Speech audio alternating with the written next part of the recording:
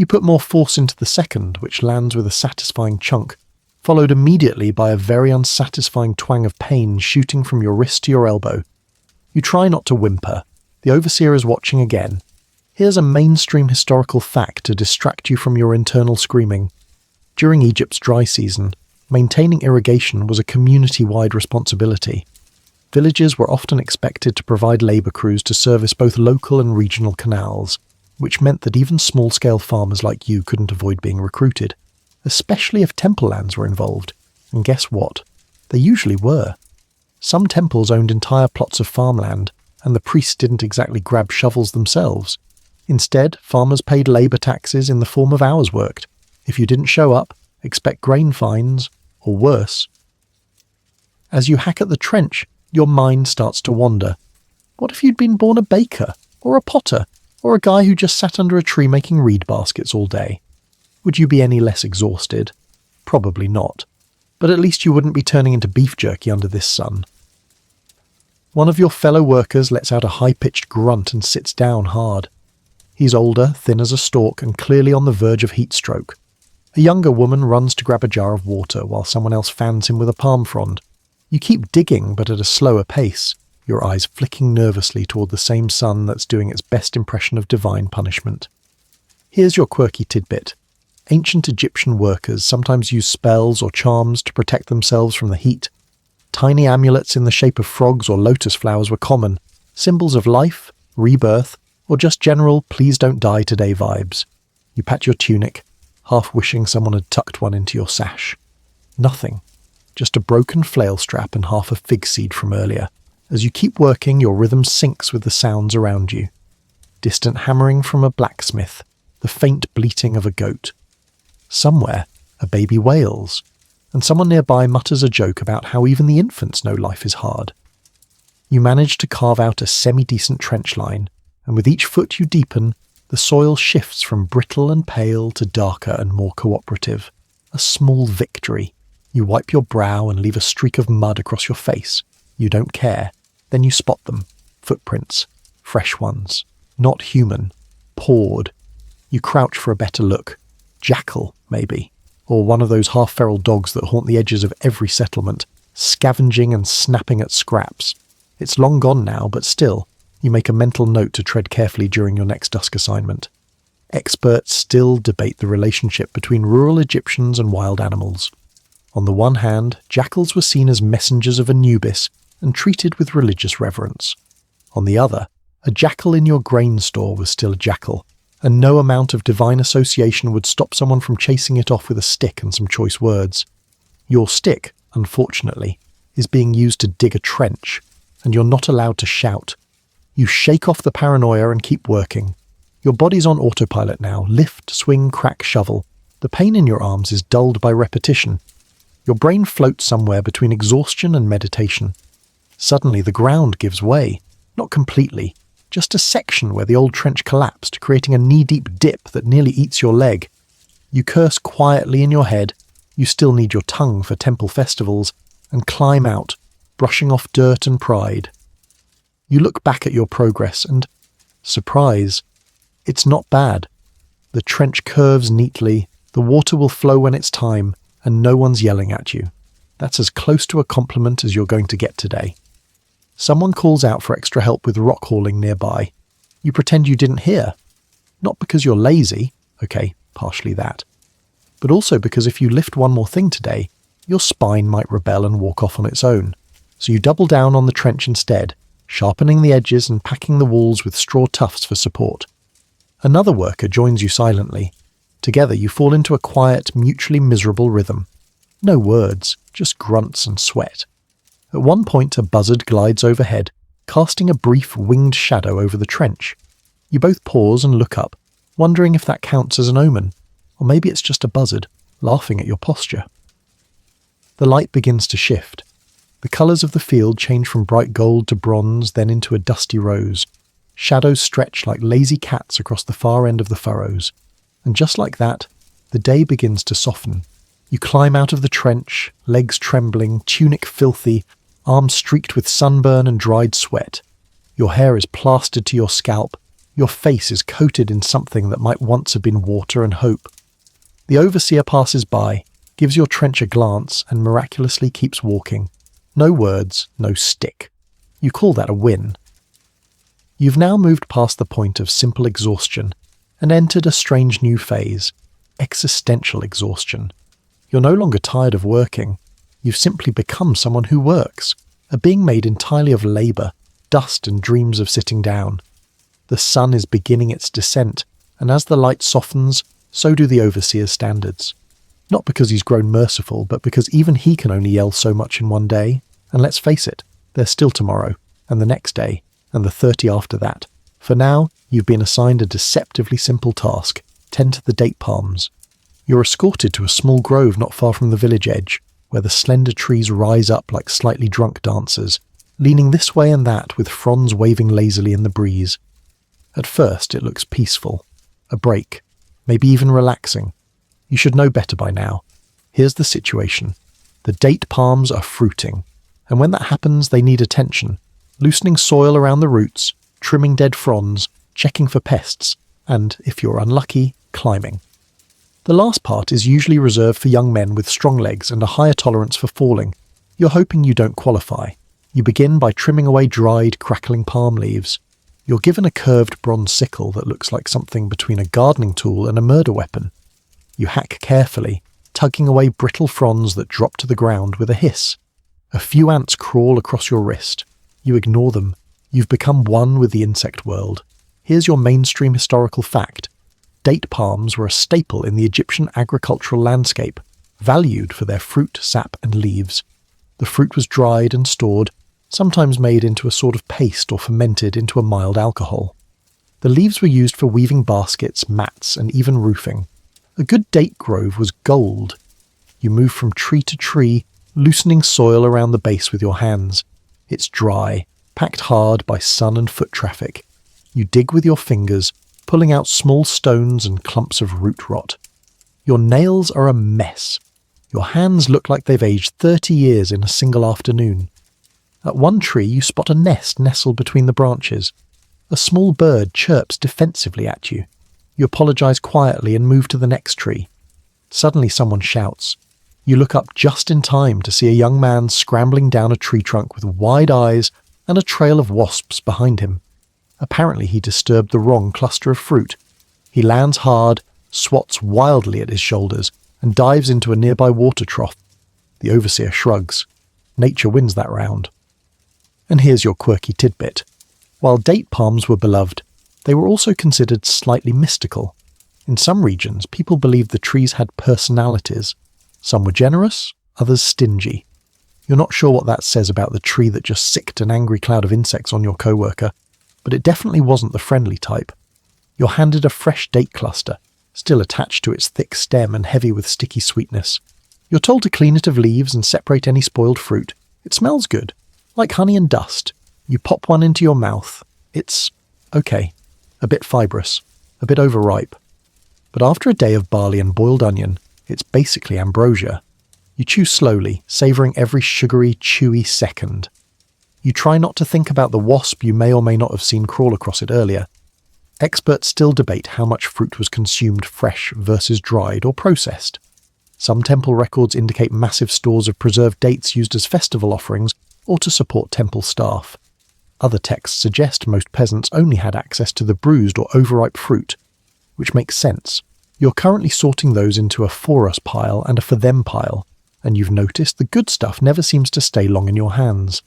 You hear a crack overhead. Your head snaps upward. It's a palm frond twisting loose in the breeze. It flutters down and brushes your arm on the way. No harm done. Still, your heart rate jumps. Everything at this point feels like a potential falling hazard, including your own legs. After clearing the final tree, you rake the fallen fronds into a pile for later burning. The smell of cut plant fibre and sap clings to your hands. You wipe them on your tunic, which now smells like a small compost pile wrapped in sweat. Just as you're about to collapse into a squat, you're handed a clay pot and told to help gather the syrup. You blink. The what? Turns out some of the palms are being tapped for sweet sap, a slow-dripping nectar collected in small containers. It's rare, a bit of a luxury, and almost always claimed by the village elders or the temple. Still, you get to help. You crouch beside a tree with a reed spout inserted near its base. Thick amber sap drips lazily into a half-full jar. You're told to stir it gently to prevent ants from building a raft on top. You do so with a twig. The syrup clings to it like glue. You sniff. It's sharp, sweet, and oddly floral. You're not supposed to, but you sneak a fingertip into the jar and taste it. Heaven. Sticky, but heaven. You sit for a moment beside the tree watching the slow rhythm of the syrup fall. The breeze shifts slightly, and for the first time all day you're in actual shade. You close your eyes. The others continue working, but for now no one calls your name. No one waves a stick. No birds need scaring, no trench needs digging, and no one expects you to climb anything. You just breathe. It won't last long, but for these few moments you could almost imagine this life being, if not easy, then at least bearable. Then someone yells. You sigh, straighten your aching legs and get back up. The sun is beginning to dip toward the west, and with it comes a golden haze that settles over the fields like a soft blanket. If that blanket were made of sand, insects, and the faint smell of donkey sweat. You're on the final stretch of the workday, or so you think. But ancient Egypt isn't finished testing you yet. Your next task, animal maintenance. Specifically, the sacred cow. Well, a cow. Not one that lives in a temple or gets brushed by singing priests. No, this is your everyday, mildly divine, probably cranky farm cow, tied loosely to a wooden post and chewing cud like it knows something you don't. Your job is simple on paper. Help check hooves for stones, clean the tethering area, and maybe collect the, how to put this delicately, sir, field contributions for future use as fertilizer. Spoiler, there's no delicate way. You approach the animal cautiously. It's a big one with sleepy eyes and a flicking tail that's not just for show. The rope around its neck is frayed. The wooden stake looks negotiable. You speak softly as you circle around to its side. Here's a mainstream historical fact.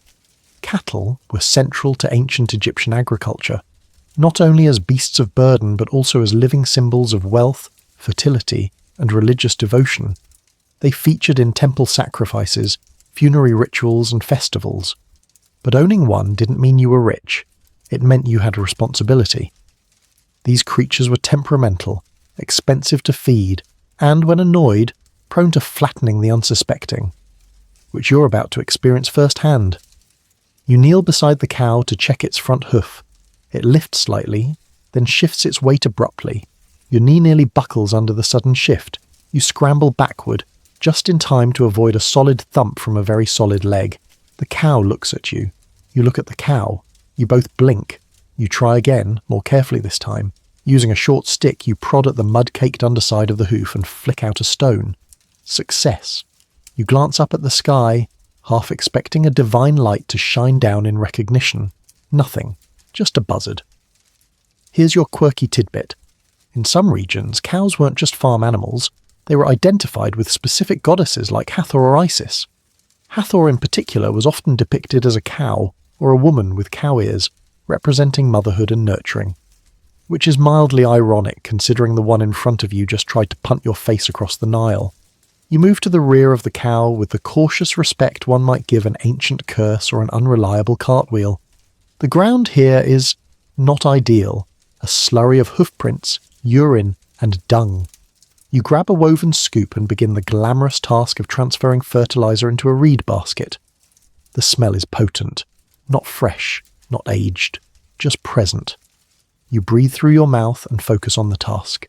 Scholars remain divided on exactly how animal waste was used in daily farming. While it's clear dung was a valued fertilizer, it may also have been mixed with straw and ash for building material or even used in fuel production. You try not to think too hard about the cooking fires you've eaten from. The cow lets out a long, deep sigh, or maybe a burp. You take it as a ceasefire. Once the basket is full, you carry it, arms out as far from your face as possible, to a compost heap at the far edge of the field. You tip it out with a grunt and try not to gag as the contents spread across a pile that's been fermenting under the sun for weeks. You stand back, breathing heavily, wondering how your life has come to this. A child walks by, holding a chicken upside down by its feet, completely unfazed. You exchange nods. Ancient Egyptian solidarity. Your tunic is now stained in places you'd rather not describe. You consider removing it, but decide against it. The sun is still hot, and linen's the only thing between you and a 3rd-degree sunburn. Just when you think the job is done, the overseer sends you back to clean the feeding trough. You shuffle over, pick out the spoiled bits of fodder, and refill it with fresh chopped reeds and a smattering of date pulp. The cow sniffs it, then looks back at you like, "That's all?" You ignore the insult and pour the last of the water jug into a small clay bowl beside it. The cow drinks noisily. You envy its simple joys. Here's a final twist. Once you've tended the cow, you're expected to report to the scribe again, because livestock was tracked nearly as closely as crops. The number of animals, their condition, even their temperament could affect how a farm's production was valued by the state. You wonder how many points you just lost for mild kicking threat. You approach the scribe, who by now has moved to a shaded bench under an acacia tree. He records your report without looking up. You mention the hoofstone, the feeding, the composting. He nods slowly and scribbles a note. Probably something like, "Farmer not trampled, barley." Then you're free, for now. You head toward the communal water basin and rinse your hands, your arms, your face. The water turns brownish on contact. You don't care, you splash more. Then you wipe your face with the least dirty part of your tunic and sit down on the ground, legs stretched, muscles twitching from the effort. The breeze has picked up slightly. It's not cool exactly, but it moves, and that's enough. A boy passes by, dragging a reed broom, humming something tuneless. Somewhere nearby, a chicken squawks, followed by laughter. The sky above is shifting from gold to rose. You can already smell the evening cook fires starting, and for a moment, you almost feel human again. Almost. You've survived the cow, just barely. And now, as dusk begins its slow descent across the village, you might imagine that it's time to rest, wash up, and maybe, just maybe, get some peace and quiet. Not quite. Because while you may be done dealing with cows for the day, you're now being recruited for what can only be described as the dung shift. Not just cleaning. No, this is processing. Because on an ancient Egyptian farm, nothing goes to waste. Not even the waste. You're taken to a low, open area behind the storage huts where the real magic happens. The transformation of animal manure into usable fertilizer, fuel, and, on special occasions, ritual material. You squint at the piles. It's warm. It's steaming. It smells like everything wrong with digestion. Your tools? A wide, shallow basket, a wooden paddle, and a slather of resignation. You kneel beside one of the older farmers who's already mixing dung with chopped straw and a dash of ash. He explains, without smiling, that your job is to mash the mixture by hand until it holds its shape. The result? Compact, sun-dried dung cakes ready for storage. Some will fertilize the fields, others will feed cook fires, and yes, that does mean you've probably eaten meals made over cow patty flames. You hesitate. He hands you a handful of the stuff. It's warm. You try not to retch. Here's your mainstream historical fact. Animal dung was a key resource in the ancient agricultural system. Mixed with chaff, straw, and even crushed limestone, it became both nourishment for soil and an essential domestic fuel. Villagers dried the patties in the sun and stacked them like bricks for later use. The smell is intense. Not sharp, not chemical, just heavy, organic, deeply lived in. The kind that clings to the inside of your nose and follows you for hours, maybe days. You begin to mix, slowly, carefully. There's a technique to it. Fold, press, shape. Fold, press, shape. You form the first patty, place it on a woven mat beside you, and start again, and again, and again. The older farmer hums to himself while he works. You recognise the melody. It's the same work tune from earlier. Simple, repetitive, oddly comforting. You hum along. Misery, it turns out, is a choir. Here's your quirky tidbit. In some rural communities, dung wasn't just practical. It was symbolic. In certain fertility rites, it played a role in blessing the earth, ensuring productive harvests. It might even be mixed with sacred river water and spread ceremonially on planting fields. You look down at your hands. That's probably not what this batch is for. You pause to wipe your face, forgetting your hand is still full of dung mix. The result is immediate and unfortunate. You sigh. Somewhere the gods are laughing. The overseer appears, not to scold you this time, but to inspect the patties. He nods at your handiwork, surprisingly satisfied. That's high praise. You wonder if there's a promotion path in dung work. Probably not. Scholars still debate the extent to which agricultural workers specialised. Did some farmers become known for their skills in composting, irrigation, or animal care? Or did everyone rotate through the same miserable tasks in an endless cycle of bodily fatigue? The jury's out, but judging by the blisters forming on your palm, specialisation might have been wishful thinking. A young girl brings over a bowl of water for rinsing. You dunk your hands, watching the water darken into a milky brown, then rub your skin with a handful of sand. Not exactly exfoliating, but surprisingly effective. You dry your hands on a patch of grass and rise to your feet, legs trembling slightly. The older farmer offers you a half smile and a pat on the back, using his clean hand, thankfully. You nod, grateful. You've earned your spot in the Dung Hall of Fame. Next up, collecting the dried patties and stacking them in a low hut for storage. You pile them carefully, row by row, brick by brick. Each one has to dry thoroughly or risk moulding. You sniff one experimentally. Still warm, still too soft. Tomorrow's problem. As the last light of the sun fades, the horizon turns lavender and copper. Smoke begins to curl from nearby cooking fires, and the scent of roasting onions and spiced lentils wafts through the air. You take a deep breath and instantly regret it, because you're still standing beside the dung pile.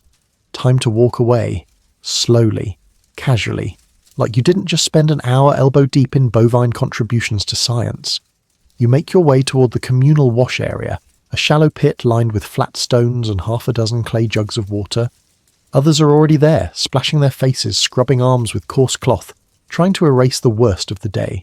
You join them, pouring the cool water over your wrists, your forearms, your hair. It runs in rivulets down your spine, sending a chill through your overheated muscles. You take a moment to splash your face again, eyes closed, letting the water carry away dust, sweat, and whatever dignity you lost mixing dung cakes by hand. A man nearby points out a scab on your arm and asks if you got it from threshing or from the cow. You answer honestly, both. He laughs. So do you. Then someone drops a small, flat cake of soap-like clay beside you, infused with crushed herbs, maybe mint or myrrh. A gift from the temple workers, he says. You lather it between your palms, marvelling at the faint, bitter-sweet aroma. It's the best thing that's touched your skin all day. You rinse again, and for the first time since sunrise you feel slightly human. The sun has dipped fully below the horizon now. The sky's turning indigo. A few stars blink to life. You hear someone striking a rhythm on a hand drum near the granary, probably the start of the evening songs. You'll join them soon, but for now, you breathe. The dung may return tomorrow, but tonight, you're clean. Clean is a generous word. You've rinsed, you've scrubbed. You've splashed yourself repeatedly with clay-scented water from communal jars and rubbed your arms raw with sand, but still, you carry the faint essence of your work. A kind of earthy reminder that no matter how much you wash, ancient Egyptian farm life sticks. Still, you're not complaining. Because now, it's time to go home, or at least to the place where you collapse nightly beside 12 other people and call it rest. Your mud brick house waits at the edge of the village, one of many low rectangular buildings clustered together like sun-dried loaves of bread. There's no front yard, no porch, no privacy. Just a wooden door that doesn't quite shut and a small niche for oil lamps you can't always afford to fill. You duck through the narrow doorway, careful not to hit your head on the low lintel. Inside, the temperature is cooler, the light dim, and the air thick with the smell of people, livestock, last night's cooking, and possibly mould. You're home. Here's your mainstream historical fact. Most peasant homes in ancient Egypt were built from mud brick and consisted of 1 or 2 rooms, often shared by extended families. There were no windows, except maybe a few high slits near the roof for ventilation, and certainly no interior walls. Everyone slept, ate, worked, and occasionally argued in the same communal space. You step around a half-finished basket, nearly trip over a wooden stool, and settle onto your assigned mat near the back wall. It's thin, woven from reeds, and not particularly level. You love it like a favourite scar. A pot of lentils bubbles softly over the central hearth, attended by one of the older women who stirs it absent-mindedly, with a stick that's been used for at least 3 other things today. The scent of cumin, garlic, and slightly burned legumes wafts up toward the thatched ceiling. You're handed a bowl. You sit cross-legged and eat slowly, savouring each bite. The lentils are salty, the bread still warm from the embers, and someone even added a spoonful of fermented date paste for flavour. It's not much, but it's the best thing you've eaten all day. Here's your quirky tidbit. Despite the hardships, evening meals in peasant households could be surprisingly social. Families gathered together, shared stories, passed bowls around, and even sang. Some archaeologists believe mealtime was the emotional glue of daily life, where tension from the fields melted into laughter, gossip, or quiet gratitude. A boy begins tapping a rhythm on an overturned pot. A few people hum along. Someone adds a hand clap. You join in with a few quiet taps on your clay bowl, barely keeping rhythm, but no one cares. The song doesn't have words, just a beat passed down through calloused fingers and dry throats. Your younger cousin plops down beside you, eyes bright, holding up a dried lizard he found in the storage room. "For the cat," he says proudly. The cat, divine creature that she is, blinks slowly from a corner shelf and pretends not to care. She will, of course, accept the offering later and demand more. Speaking of which, she eats first, always. A small bowl of lentil mash and date pulp is carefully set on the hearth ledge. She strolls over, stretches, and begins nibbling with the serenity of someone who knows the gods are on her side. You don't question it. In ancient Egypt, cats were revered not just for pest control but for their sacred ties to Bastet, the goddess of home, fertility, and protection. Households protected their cats fiercely. There were even laws against harming them, and rumours of riots when one died under suspicious circumstances. As the fire dims, people begin settling in for the night. Mats are unrolled, and bodies fold onto them in various states of tired contortion. You lie back, staring at the ceiling, if you can call it that. Just a dark patch of reeds held together by time and prayers. The air is thick and warm, but not unbearable. A breeze teases the doorway open, bringing with it the faint sound of crickets and distant drumming. You shift onto your side, your body creaking like an old boat. Scholars still debate what kinds of dreams ancient Egyptians had. Some texts mention dreams as messages from the gods, requiring interpretation by trained specialists. Others hint that ordinary people kept their dreams to themselves, unless they involve something dramatic: floods, snakes, or royal visits. You close your eyes and wonder what dream you'll get tonight. A dry field, a perfect trench, a world where bread is soft. Someone coughs, someone else snores. A baby whines briefly before being rocked into silence. The room settles into a rhythm of breath and quiet murmurs. You roll to your other side, clutching your reed pillow. A curved wooden block, not actually soft, but your neck has learned to adapt. Before sleep comes, you run through a mental list. Did you return the flail strap for fixing? Did you drink enough water? Did you leave your sandals near the hearth again? Probably. Doesn't matter now. You sigh, let your eyes close, and listen. Not to the voices, not to the snores, but to the soft rhythmic sound of a cat licking its paw in the dark. You are home. For now. You'd like to imagine that your only job at night is to sleep. After all, you've survived sunrise to sundown in heat, in mud, under bird attack, and amidst sacred livestock with a vendetta. Surely now, lying flat on your back on a reed mat between a snoring uncle and a cat with boundary issues, you've earned a little uninterrupted rest. But that's not how ancient Egypt works, because tonight your family drew the short lot. You're on watch, night watch to be precise, which means you're going to patrol the village perimeter with nothing more than a wooden staff, an oil lamp that flickers in the slightest breeze, and the overwhelming knowledge that you're not alone in the dark. You rise slowly from your mat, careful not to disturb the tangle of limbs around you. You tiptoe past the hearth, grab your tunic, wrap your sash twice around your waist, and slip out the front door with the weight of someone heading into the unknown, or at least into a whole lot of mosquito bites.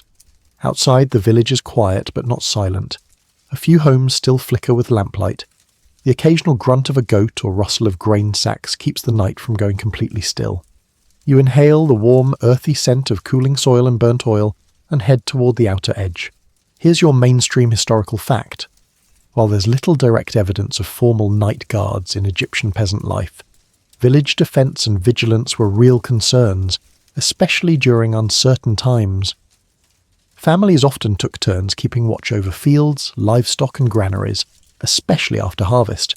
Theft, wild animals, and even stray embers could spell disaster. You meet up with the others scheduled for this shift. 2 men from the house nearest the granary, and a teenage boy who clearly just grew into his first moustache and hasn't slept properly in 3 days.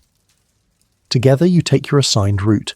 The path along the rear grain store, around the oxen pen, and past the small temple that no one ever really goes near after dark. You hold your oil lamp high. The flame flickers, casting strange shadows across the walls. Your staff makes a soft tap-tap on the dry earth with each step. Your first stop, the granary. It's quiet. You poke your head inside, just a brief glance at the stacks of sealed clay jars, their tops covered in dried mud plugs. A good rat could gnaw through one of those in a night, but so could a determined thief. Everything looks untouched.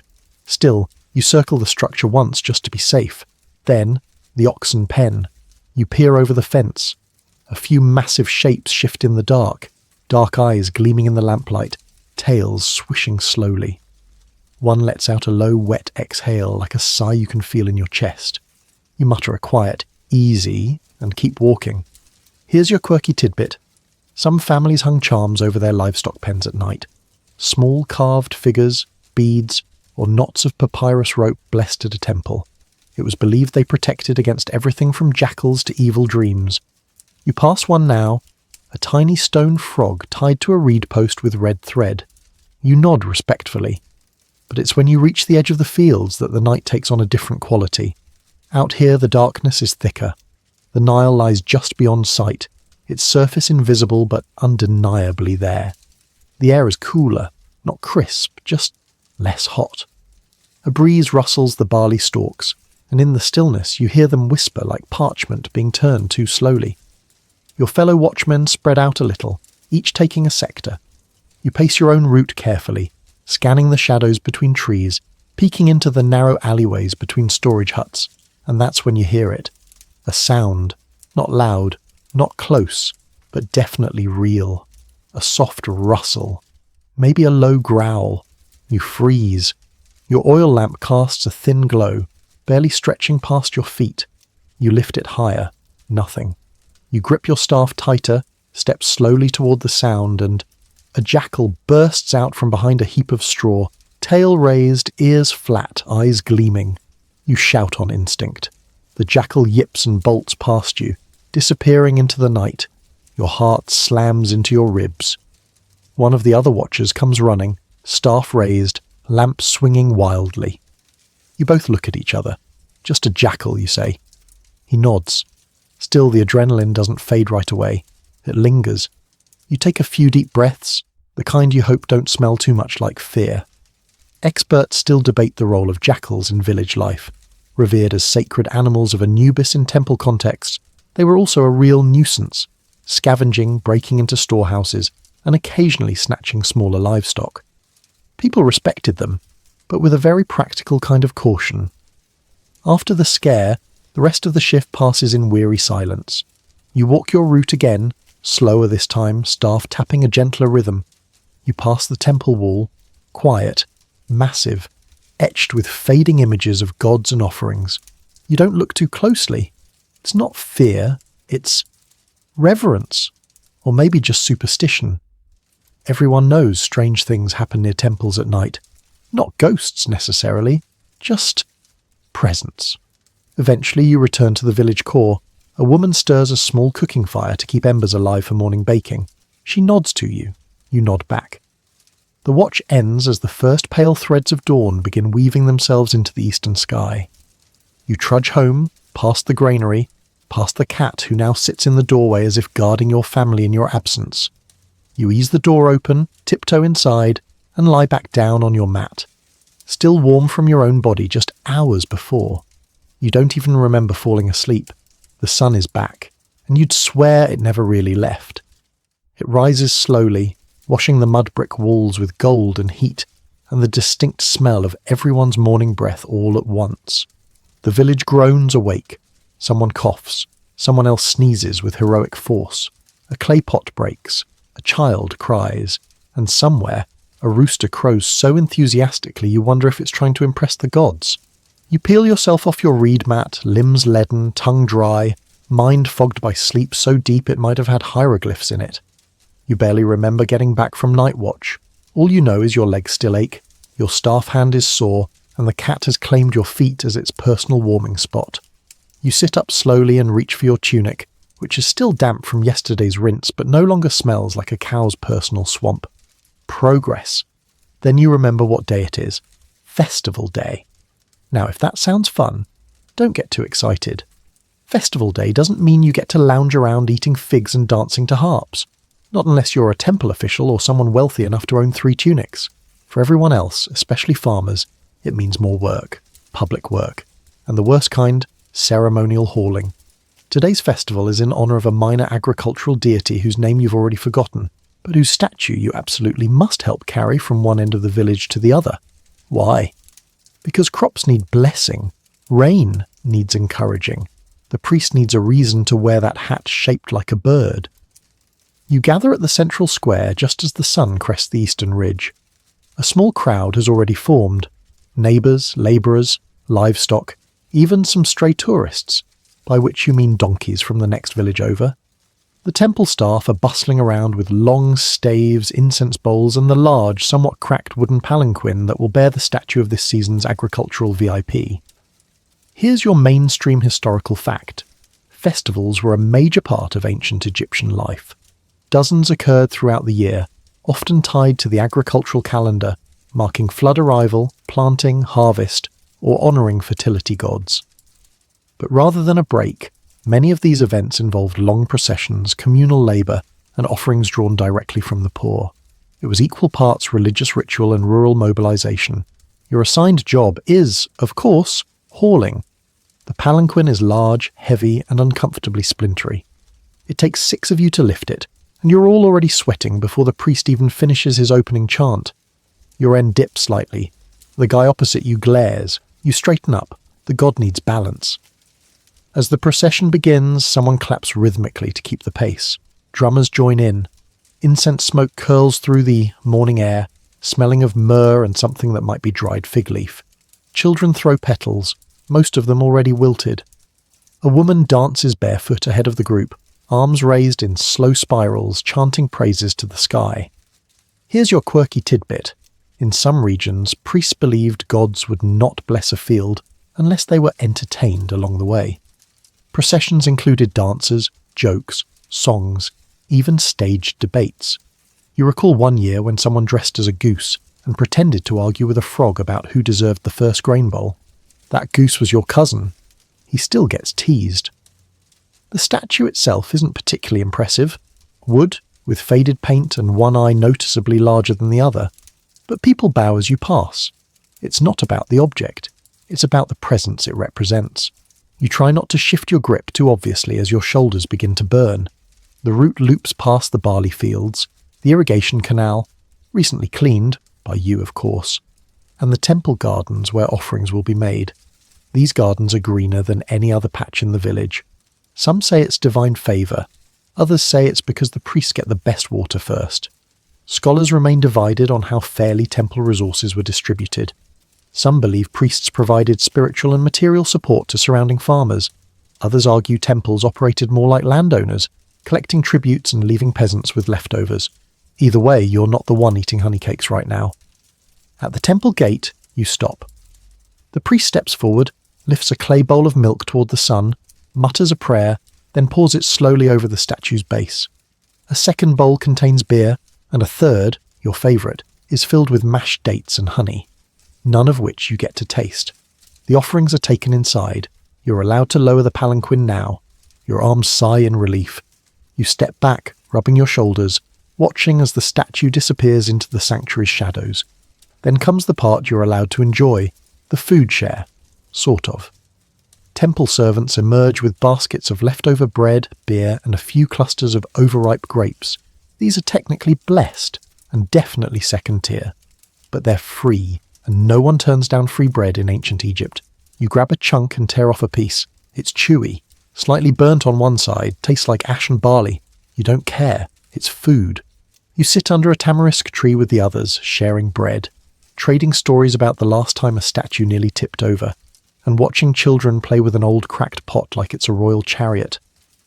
Someone starts a song, a low, melodic tune about a harvest that went too well and filled the granary until the floor cracked.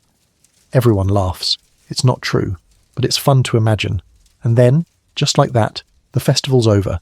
No fireworks, no closing speech, just the priest vanishing into the temple, the dancers walking off to untie their anklets, and a few elders collecting empty bowls for reuse next month.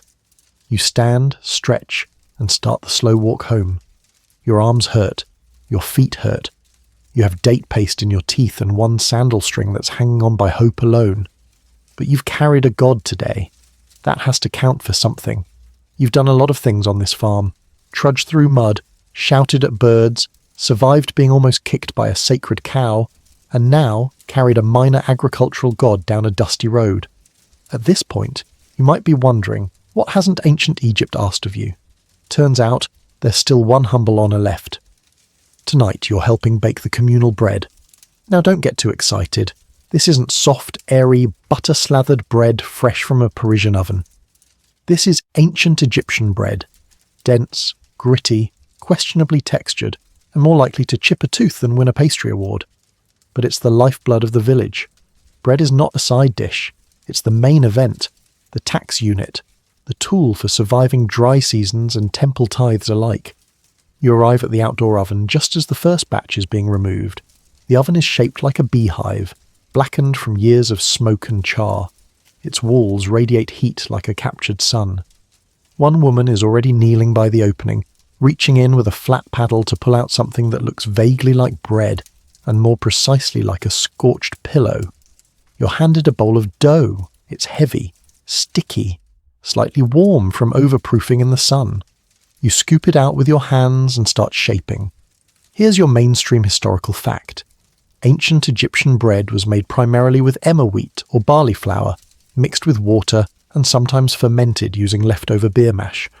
Baking was done in clay moulds, on heated stones, or in these dome-shaped ovens, and grit from millstones often ended up in the final product, meaning many Egyptians had worn broken teeth long before middle age. You knead the dough roughly, no technique, just pressure and hope. Then you shape it into a disc, slap it flat, and slide it onto a reed mat dusted with ash. It's going to rise a little, but not much. Think of it less like baking and more like heat wrangling. While it bakes, you help prep the next batch. A younger girl brings more flour, stored in a rough clay jar and filled with weevils. She shrugs. Protein, she jokes. You try not to look too closely as you mix. Here's your quirky tidbit. Some loaves were shaped into elaborate forms, animals, gods, even miniature pyramids, for festivals or as offerings. Others were filled with date paste or honey, but most of the time it was practical. Round, flat, stackable, durable enough to last days. Flavour? Optional. One of the men beside you grumbles that yesterday's loaf tasted like burnt sand and spider legs. Someone else jokes that he should be thankful. It's the most seasoning he's had all week. The fire flares. You squint through the smoke and use your paddle to check the progress of your first round. It's taken on a nice char, just this side of edible. You pull it out, set it to cool and move on. Repeat, repeat, repeat. Bread for your family, bread for the neighbours, bread for the granary, the temple, the tax collectors, the cat, of course. Bread is currency, offering, inheritance. If there's one thing you must get right in ancient Egypt, it's the bread. Eventually the stack of flat rounds grows tall. Your arms ache from kneading, your face is streaked with flour, and your tunic now carries the scent of smoke, yeast, and something very close to sour beer. And yes, you're about to eat one. You select a fresh loaf, still warm, slightly soft in the middle, just crisp at the edge. You tear it open, it's dense, chewy, with the unmistakable crunch of unmilled chaff, a familiar crunch. You chew slowly, knowing that somewhere your molars are planning a revolt. A fellow baker hands you a small bowl of lentil dip, thick, mashed, and seasoned with a generous dash of salt. It makes the bread almost delicious. For the first time in hours, you smile, briefly. You sit under the oven's awning, watching smoke curl into the night air. The fire's glow flickers against the stone walls of nearby homes. The stars are bright tonight, unclouded, countless, ancient. You take another bite. It's not good, but it's honest. Food made by hand, eaten with others, shared without ceremony. Experts still debate whether communal baking was a daily routine or reserved for larger households and temple staff. Some evidence suggests that in poorer areas, villagers pooled resources for baking, while others argue that most bread was baked at home in small family ovens. Either way, tonight it's clear, this bread belongs to everyone. You glance over at the loaf pile. A few have already been claimed, wrapped in cloth, tied with string, or simply tucked under someone's arm like a brick of survival. One woman has braided two together, decorative, or just practical carry design. Hard to say.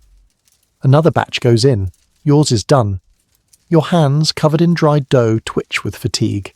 And yet, despite it all, you feel something resembling pride. Not because the bread is amazing, it isn't. Not because it's easy, it's not. But because it's necessary.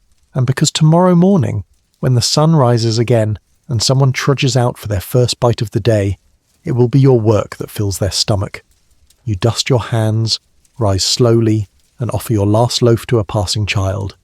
She takes it, sniffs it, shrugs, and immediately bites in. Not even a flinch. Maybe you're getting better at this. Morning again. That same slice of sun sneaking through the roof slits. That same ache in your shoulders. That same slightly crusty linen tunic clinging to your side like an unwanted hug. But today things are different. Not easier, of course. This is still an ancient Egyptian farm after all, but different. Because today, it's tax day. Now, don't expect a form, a pen, and a polite notice. Ancient Egyptian taxes don't come in envelopes. They come in the form of a man with a shaved head, an armed escort, and a ledger so unforgiving it might as well be etched in stone. You hear the commotion before you see him. Voices rising in hushed tones, someone muttering a curse. A door creaks open and quickly slams shut. You step outside just in time to see him. Tall, sharp-eyed, and carrying the unmistakable badge of bureaucracy, a carved walking stick and a scribe trailing behind him like a shadow with papyrus. You don't run. That would be suspicious. Instead, you nod politely, hands behind your back like you have nothing to hide, even though deep down you're wondering if that half-rotted basket of barley you stored last week still counts as taxable goods. Here's your mainstream historical fact. In ancient Egypt, taxes were not paid in coins or bills. They were paid in goods. Barley, wheat, flax, linen, livestock. If you produced it, the state wanted its share. These were not optional offerings. Taxation was a structured and often harsh reality, recorded with obsessive care by scribes and enforced by inspectors backed by local authority or temple networks. You're not alone in your nerves. Everyone's out this morning pretending to be busy while casually eyeing the tax team as they move from house to house. The scribe stops beside your doorway. You brace. He reads from the tablet. 4 hecat of barley, 1 basket of flax, 1 linen wrap. You nod, slowly. The flax is ready, tied in bundles near the back wall. The linen?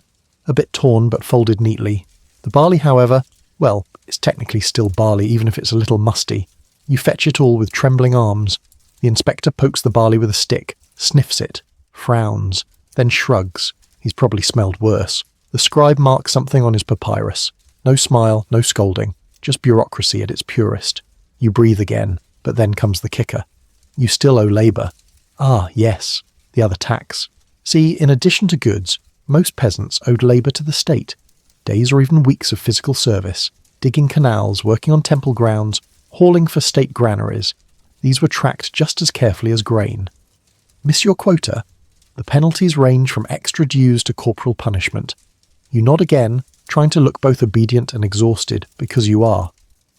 You'll report next moon, the scribe says, already turning away. Canal clearing near Kaminu. You almost laugh. Of course it's canals again. Here's your quirky tidbit. Some villagers would offer substitute workers, friends or family members, to fulfill labour taxes on their behalf. This system worked if you had enough goodwill or bribes. There were even cases of hiring professional labourers, though such luxuries were usually reserved for the wealthier classes. You, unfortunately, are not one of them. As the tax team moves on, your neighbour rushes over. He's sweating. He wasn't ready. His barley's still drying. His linen hasn't been woven yet. He mutters under his breath about the scribe's ferret eyes. and how they only pick on the families without oxen. Back at the ditch, your feet are already submerged in sludge. The hoe you're using is made of wood and stone, surprisingly effective but ridiculously heavy. With each stroke you feel it in your shoulders, your lower back, and some part of your spirit you didn't know had joints. You start to sweat, of course, not glistening, attractive sweat. Number. This is itchy, trickling, back of the knees sweat. You look up, briefly hoping the sun has at least risen a bit. It has. But somehow that just makes everything worse. A neighbour in the ditch beside you lets out a dramatic groan and drops his hoe for a moment. The overseer notices. There's a pause. Then, thwack. That long stick isn't just for pointing. You decide you're not tired anymore. So that's your morning so far. Grit in your teeth, sweat in your eyes, and about 7 hours to go before lunch. Maybe, if the bread's not mouldy this time. Welcome to ancient Egypt. You're about 2 hours into your first full day on the ancient Egyptian farm. And let's just say, the glamour is not exactly overwhelming. Your shoulders are sore, your feet feel like waterlogged bread, and you've had a near miss with something slithery in the reeds. You're definitely not in a travel brochure. Time for breakfast, if you can call it that. You shuffle back to the central hearth where a few of the older women have laid out the morning rations. A low clay table holds a scattering of food items, most of which appear to be either burned or suspiciously moist. There's a cracked ceramic jug of beer, warm and flat, more porridge than pint, and a shallow bowl of onions which have clearly seen better days. And then there's the bread. Oh, the bread. This isn't the kind of warm, fluffy loaf you tear open and dip into olive oil while discussing philosophy. No, this is bread forged in the fires of Close Enough, baked from coarse emmer flour shaped like a clumsy brick, and so dense you could probably use it to sand a wooden table. It's also slightly wet. Why? No one asks. Maybe from the morning dew, maybe from something else. You take a bite. It crunches, but not in the way bread should. There's a grainy texture, possibly actual grains, or bits of chaff, or sand. Again, you don't ask. Most mornings, this unholy combination of damp bread, pickled onions, and fermented beer is all you get. Protein?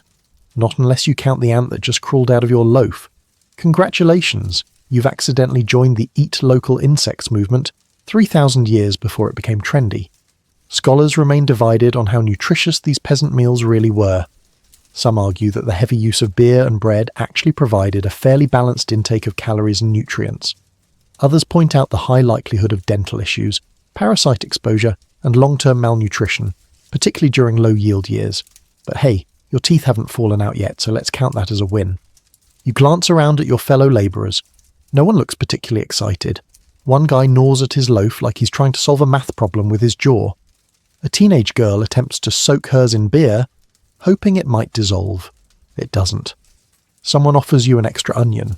It's generous, in a way that feels suspicious. You nod politely and accept it. This is your life now. There's not much time for idle chewing, though.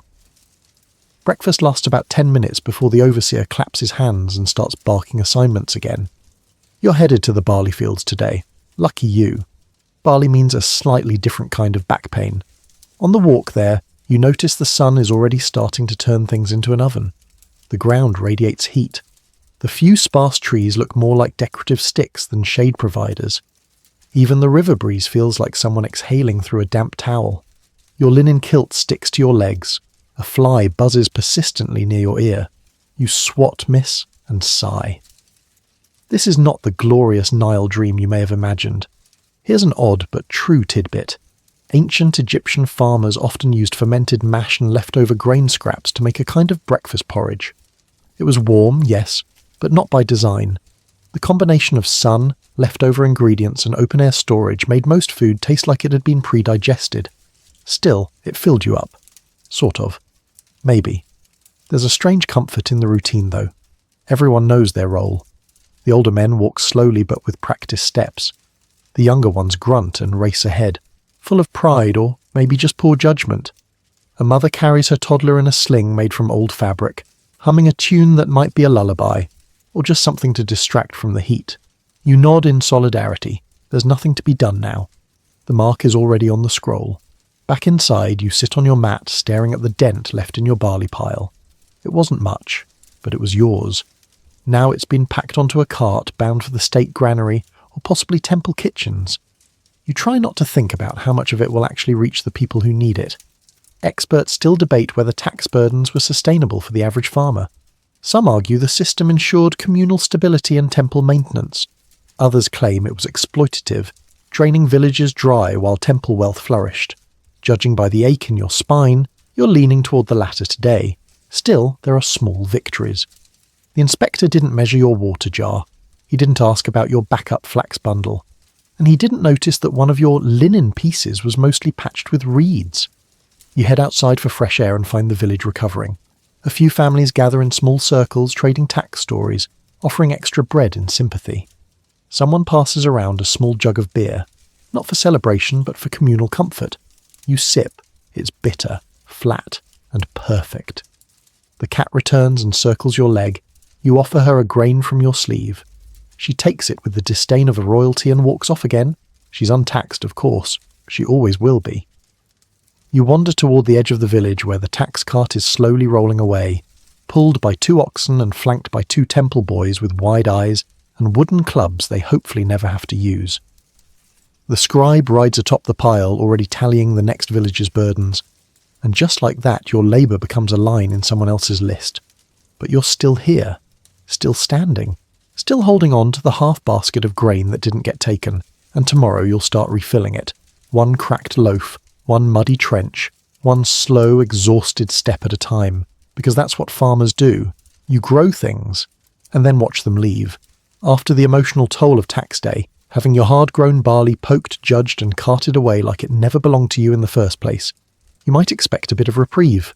Maybe a light task, something gentle, philosophical even. But instead you're handed a torch with a half-burnt wick, a dull spear, and the following instructions. Keep jackals out of the barley. It's night watch again, not the same as the last one. This time it's not about guarding the village. It's about guarding the harvest.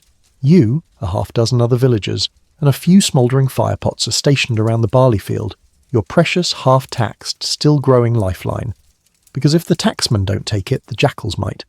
You crouch low behind a crude fence of bundled reeds, torch in one hand, spear in the other, praying you don't have to use either. The moon hangs lazily in the sky, half full like a bowl someone forgot to finish. Around you, the field shimmers under silver light, hushed and still. Here's your mainstream historical fact. Jackals were a common threat in ancient Egypt, especially in rural settlements close to the desert's edge. While revered in myth, closely associated with Anubis and the afterlife, they were also a nuisance, known to sneak into granaries, steal young livestock, and dig through food stores under cover of night. They were respected, but not welcomed. The first hour passes in relative calm. You shift your weight, listen to the breeze, watch the reed fence quiver with each gust. Then you hear it, a rustle, a soft, deliberate kind of sound, the kind made by something that knows how to move quietly. You freeze, grip the torch tighter, peer into the darkness. 2 eyes flash back at you, pale, reflective, unblinking. Jackal! You raise the torch and shout, not in anger, but in sheer panic. The jackal darts back into the grass. Somewhere across the field, another watchman claps 2 pieces of wood together, sending out a sharp crack meant to scare off others. You hear distant barking. Too many voices for just one animal. This isn't a scout, it's a pack. You stand, heart pounding, and wave your torch back and forth like a half-panicked lighthouse. Someone runs past with a clay pot, pouring out a ring of smoking resin around the southern edge of the field. It's an old trick, meant to confuse the animal's sense of smell. Whether it works or just gives them a nice incense experience, no one's entirely sure. Here's your quirky tidbit. Some farmers believed jackals could smell fear in the barley. That's why they buried amulets in the field corners, shards of pottery inscribed with protective prayers, or small carved images of dogs meant to guard the crops. You pass one now, half buried under a mound of dry straw. You whisper a thanks. The rustling returns, louder this time. A young boy screams. It turns out to be a goat who wandered too far, not a jackal, but the panic is real. Everyone tightens the line. You glance behind you. Just the field, golden even in moonlight, waving gently like it doesn't know what's at stake. Scholars still debate whether organised night watches like this were common or improvised during risky seasons. Some inscriptions suggest a rotation schedule. Others hint at a more reactive approach, especially during years of famine or plague when desperation made the predators bolder, human and animal alike. You crouch again, eyes scanning. The shadows move, but slowly they retreat.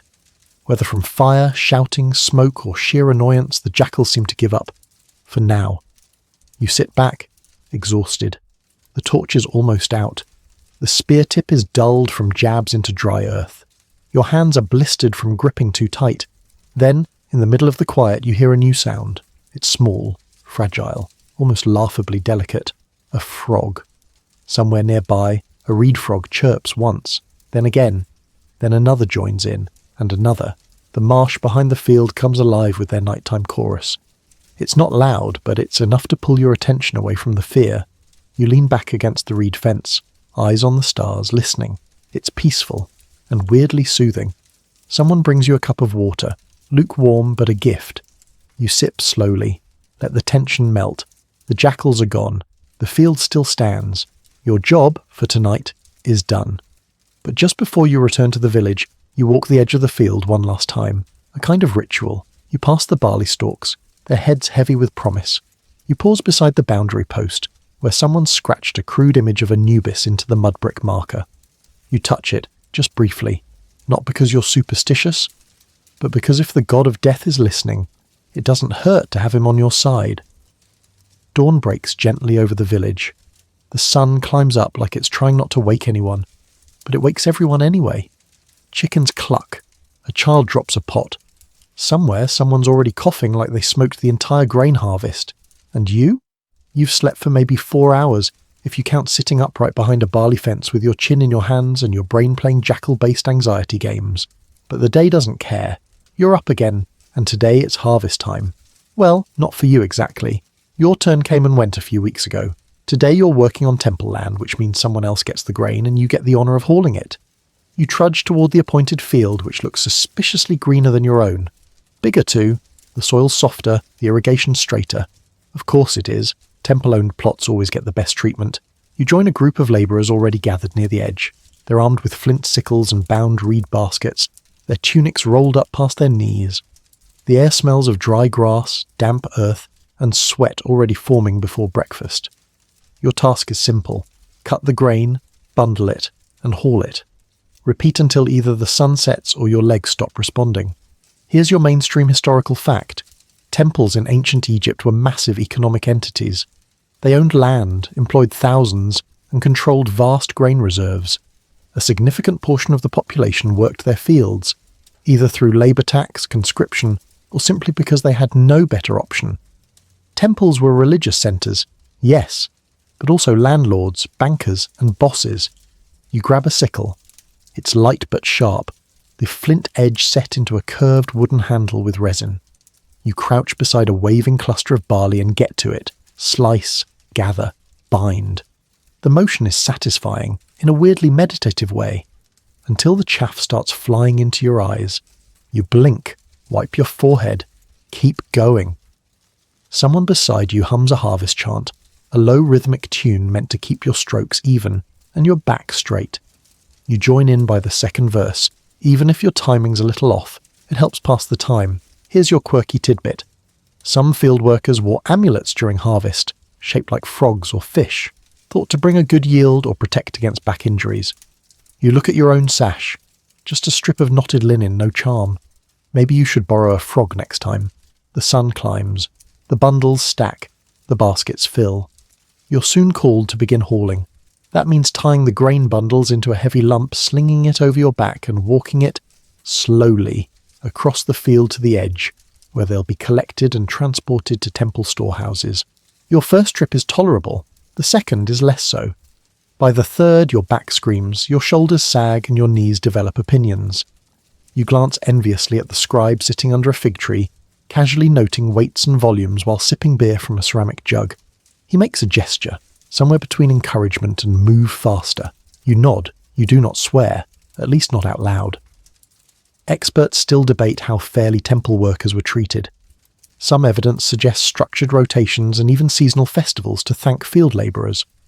Other inscriptions make it clear that temple lands were guarded jealously, and any loss or shortfall resulted in strict consequences, whether or not the weather cooperated. You reach the drop-off point. A priest's assistant eyes your bundle. He gives a sharp nod and tosses it onto the growing pile, then gestures for more. Back you go. By midday your body is coated in dust. Not just surface dust, soul dust. You sneeze out a barley husk and contemplate whether that qualifies as a meal. But just when your limbs threaten mutiny, someone calls a pause. The food cart has arrived. It's not much. Half loaves of dry bread, a basket of figs, and a large jug of that ever-present thick yeasty beer. But right now, it might as well be a royal feast. You sit in the grass and eat like someone who's earned it, which, to be fair, you have. Here's the breakdown. 5 baskets carried 37 bundles sliced, 2 blisters forming on your thumb, 1 dragonfly landed on your nose and refused to leave. You dip the bread in the beer to soften it. The result is strange, chewy, and vaguely floral. You eat it anyway. Then you chew a fig seed and wonder whether it's going to live in your teeth forever. The break ends quickly. You're back on your feet, back to cutting, bundling, hauling. The sun is lower now, the light softer. Your shadow stretches out before you like a path to bedtime. One of the oxen pulling the grain cart lets out a mournful low. You echo it quietly. You load the last bundle. The priest's assistant marks the final weight. You wipe your hands on your tunic and realise it's now more barley than cloth. A fellow worker claps you on the back, hard enough to shake some of the chaff loose, and offers a cracked joke about how you're now 60% grain. You laugh, because he's probably right. As you walk back toward the village, someone from the temple hands you a small pouch. Your compensation: a few figs, a wedge of date cake, and a tiny cylinder of what might be dried fish paste. It's not much, but it's something. A gesture, a tradition, a way of saying, you gave, and now you may eat.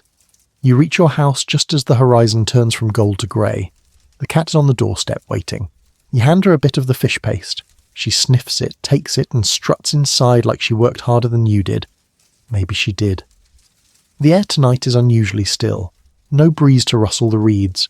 No whisper of frogs from the canal. Just a dense, motionless heat sitting over the village like a blanket you didn't ask for. You shift on your reed mat, trying to find a position that doesn't press your saw back into the ground. No luck.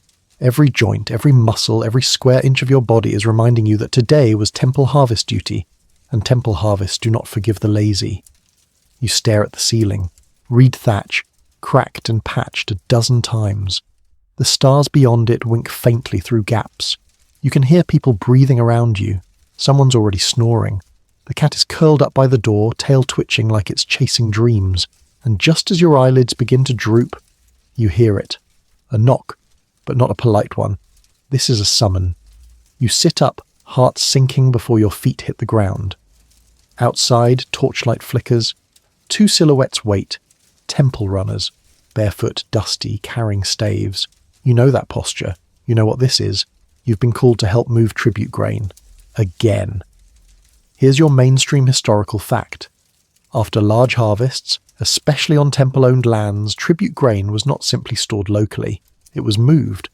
Sometimes to larger granaries in administrative centres, sometimes toward temple complexes miles away. And moving grain meant work crews, teams of labourers called at all hours to load, cart and stack thousands of baskets of barley and wheat. There was no saying no. You throw on your tunic, grab your sandals, which are more suggestion than protection at this point, and follow the torchlight toward the southern edge of the village. A low cart waits, wooden, creaking, piled with already loaded sacks. 2 oxen stand beside it, chewing slowly and looking as unimpressed as you feel. Your task: stack and haul. The sacks are enormous, woven tightly from palm fibre, bulging with freshly threshed grain. Each one weighs as much as a reluctant cousin. You and 5 others begin lifting them, back straining, arms trembling. You stagger up the ramp of the cart and wedge the sacks into place one by one, making sure they don't topple during transport. The night is so quiet that each thud sounds like a drum beat. Here's your quirky tidbit. While oxen pulled most carts, human carriers were often used for narrower paths, especially near temple grounds where wheels couldn't reach. That meant shoulder poles, back straps, and even head-carried sacks. The phrase neck-deep in grain was a bit too literal. You're lucky tonight. The oxen are doing the pulling, but you're still riding escort, walking beside the cart for miles through the dark, making sure no sacks fall, no ropes snap, No jackals decide barley tastes good. You set out in a line, 3 carts, 12 workers, 2 handlers, and a priest in his ceremonial robes riding a donkey that looks like it's been regretting its life choices since birth. The journey is slow. The carts creak and lurch over uneven earth. Every now and then a wheel catches on a stone, and you have to heave your shoulder against the wood to get it moving again. You begin to sweat again, despite the night air. You're not even surprised anymore. Experts still debate whether these nighttime hauls were for logistics or ritual timing. Some suggest cooler temperatures made transport easier.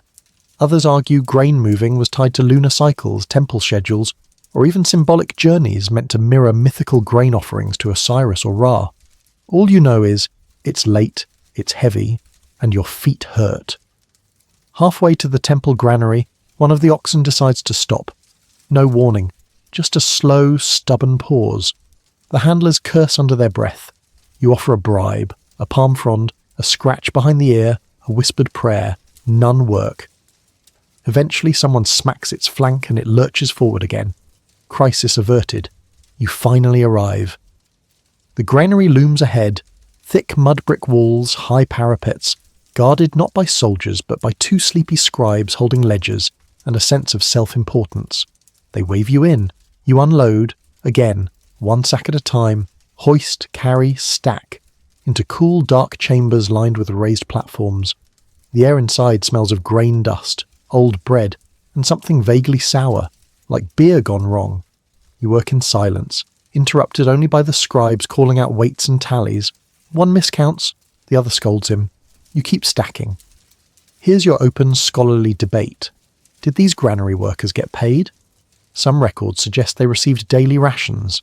Others hint they were temple slaves assigned permanently to maintenance and storage. You don't ask. But the way they eye your tired arms with disinterest makes you wonder. Hours pass. You wipe your forehead and realise your skin feels like old leather. Your tunic is soaked again. Your breath comes in shallow pulls. The final sack is loaded. The scribes nod. You're done. Almost. Now you get to walk back. The carts are empty. The oxen move faster, but your legs move slower.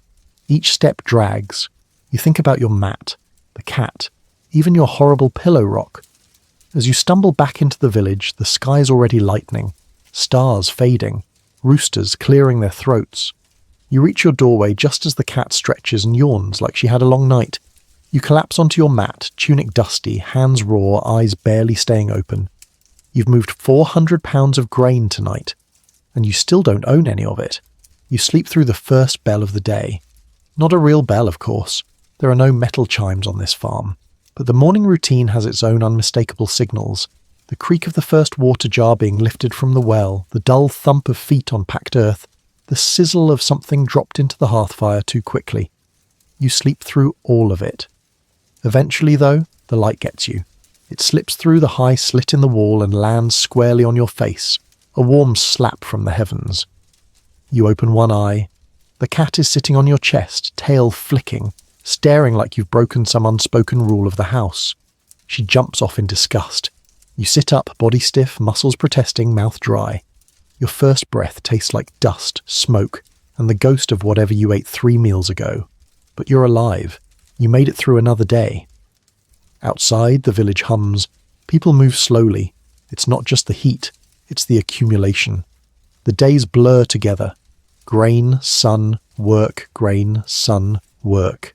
Still, you stand up, stretch your back with a satisfying pop, and step into the light. Today, the fields are quiet. No harvest, no tax, no cart hauling. You're not assigned to canal duty. Not yet. It's one of those strange in-between days when the pressure eases just slightly, and your breath doesn't immediately turn into a sigh.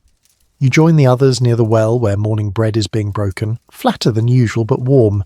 You're handed a piece. It's rough, cracked at the edges, and tastes like effort. You dip it in a bowl of lentil mash and chew slowly. Here's your final mainstream historical fact. Even on quiet days, ancient Egyptian farmers had little true rest. Tasks continued, repairing tools, weaving baskets, reinforcing granary walls. But these days were different in spirit. A bit lighter, a bit quieter, a bit more yours. You spend the morning mending the broken strap on your flail. Remember that? the one that snapped back during threshing days ago. You finally sit down with it, thread the leather carefully, knot it tight, and hang it beside your doorway. A small win. Practical. Satisfying. Around midday, you head toward the edge of the village with a friend, ostensibly to check on the far barley rows. But really it's just an excuse to walk, to talk, to feel space around your shoulders. You speak of everything and nothing. That weird dream you had where your neighbour turned into a loaf of bread. The rumour that a scribe fell asleep in the temple and snored loud enough to wake a statue. A goose that apparently laid a perfectly round egg. Normal stuff. You pause beneath a lone sycamore tree. The leaves above you rustle gently. For once, it's not hot. It's just warm. The breeze carries the scent of water, green things, possibility. Your companion hands you a fig, overripe and splitting at the top. You eat it in silence. It's sticky, sweet. The seeds get in your teeth. You don't care. Here's your final quirky tidbit. Some Egyptians believed that after death, farmers would work an ideal field in the afterlife, a version of paradise where the sun never burned, the canals never dried, and the jackals politely minded their business. It was called the Field of Reeds, and on quiet days like this, you can almost believe it's real. Eventually you return home. You help patch the roof with reed mats, stir a pot of lentil stew, chase a stubborn chicken out of your hearth, you clean your hands, sit quietly, watch the sun begin to dip again. Dinner is modest, bread, beer, and a few wilted herbs. But it's eaten with family, in the cool of dusk, with the cat once again claiming your lap like royalty. Someone sings, someone else hums. You lean against the wall, eyes closing. Tomorrow will come, the barley will need checking, the overseer will find a new reason to yell, the sun will scorch, the grain will grow, and you will endure it all as you always have. Because this life, this dusty, aching, sacred cycle, is yours, and somehow, in all its sweat and blisters and burnt bread, it still matters. And now, you've reached the end of the day, the fields lie quiet, the last embers in the hearth are fading. The soft creak of a wooden beam overhead is the only sound left. Everyone's asleep, even the cat curled like a comma on your mat, breath rising and falling in rhythm with the calm. You lie back, eyes closed, body heavy, and let the stillness wash over you. No more birds to scare, no cows to chase, no scribes tapping at clay tablets or overseers barking your name. Just the memory of barley rustling in the wind and the faint warmth of the last sunbeam that kissed your shoulder as you worked. You feel your body unwind, limbs relaxing, hands unclenching, your breath slowing to match the rhythm of night itself. You earned this rest. Every step through the mud, every blister on your palm, every moment in the scorching sun, they brought you here.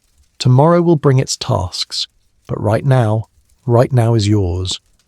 In the dark, under the reed roof, in the house you share with everyone and everything, you've carved out your own quiet place. Small, simple, enough. So go ahead, let your breathing soften, let your thoughts drift to fields of green and canals that flow, to breezes that cool and shadows that comfort.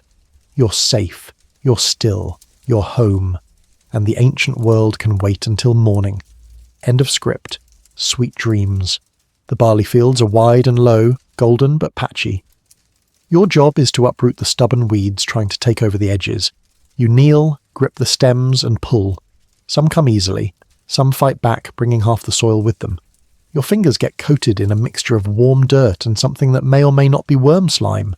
Your back starts to ache again, but you don't complain. Not out loud. Instead, you hum the same half tune as that mother. Soft, tuneless, but somehow grounding. Experts still debate whether farmers in ancient Egypt truly resented their lot or saw it as a divine order. Texts found in tombs suggest that peasants were considered part of a cosmic balance, playing their role in keeping Ma'at, the principle of harmony and order. Of course, those texts were written by scribes, not farmers, and none of those scribes had to start their day with onion breath and sunburned shins. A shout rings out across the field. Someone found a snake. Everyone backs away, cautious. The overseer arrives, squints at it, and with a swift movement of his staff flings the thing into a ditch. That's one way to handle pest control. You return to your row. More weeds, more sweat. The beer from breakfast is sloshing unpleasantly in your stomach. A burp rises, foamy and bitter.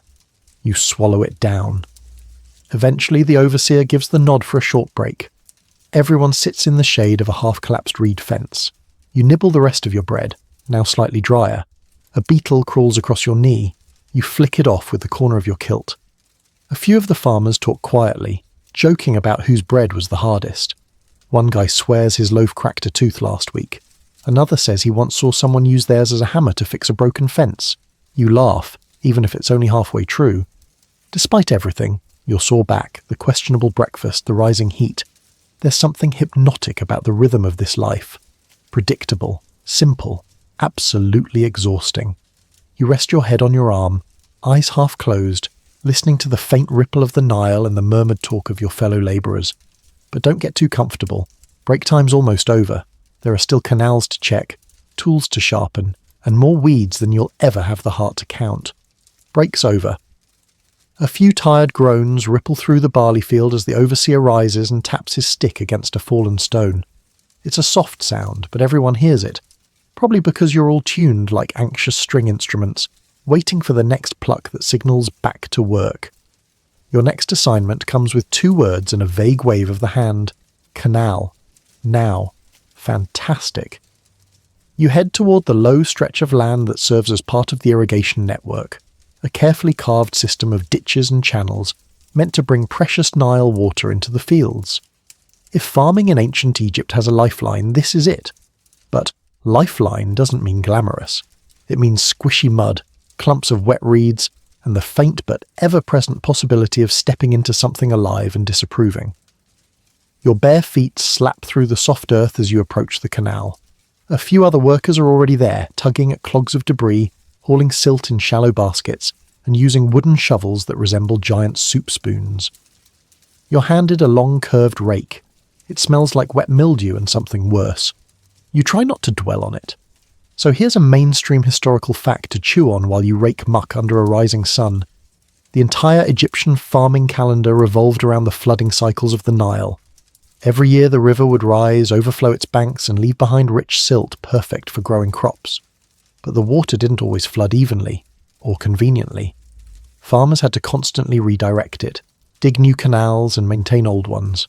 Think of it as the ancient version of troubleshooting a very moody sprinkler system. The process is called basin irrigation, and while it sounds neat in a museum caption, in real life it means getting your knees caked in clay while fending off biting flies and ankle-deep surprises. One of those surprises slithers past now.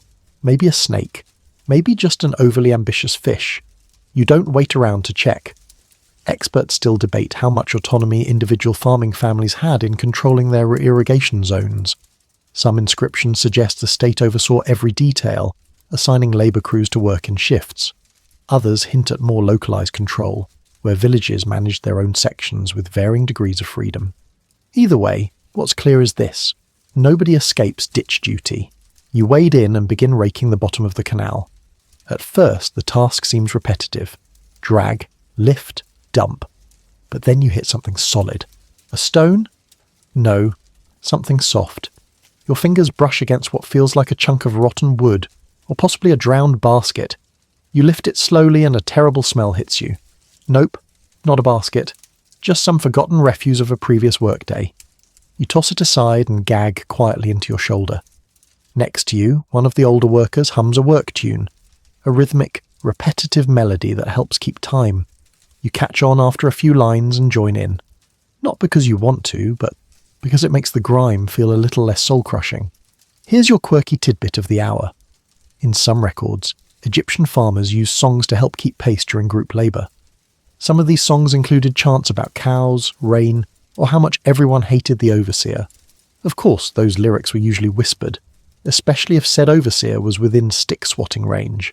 Speaking of which, he's watching again. You straighten your back, try to look purposeful and quickly start scooping again. You wonder if there's such a thing as irrigation posture. Probably not. Your lower back throbs with every motion. Your knees are coated in grey-brown sludge, and your hands have started to prune from being wet too long. A child brings over a small water jar. You gulp down a few swallows, grateful for the coolness, until you realise something crunchy was in it. You hope it was just a seed.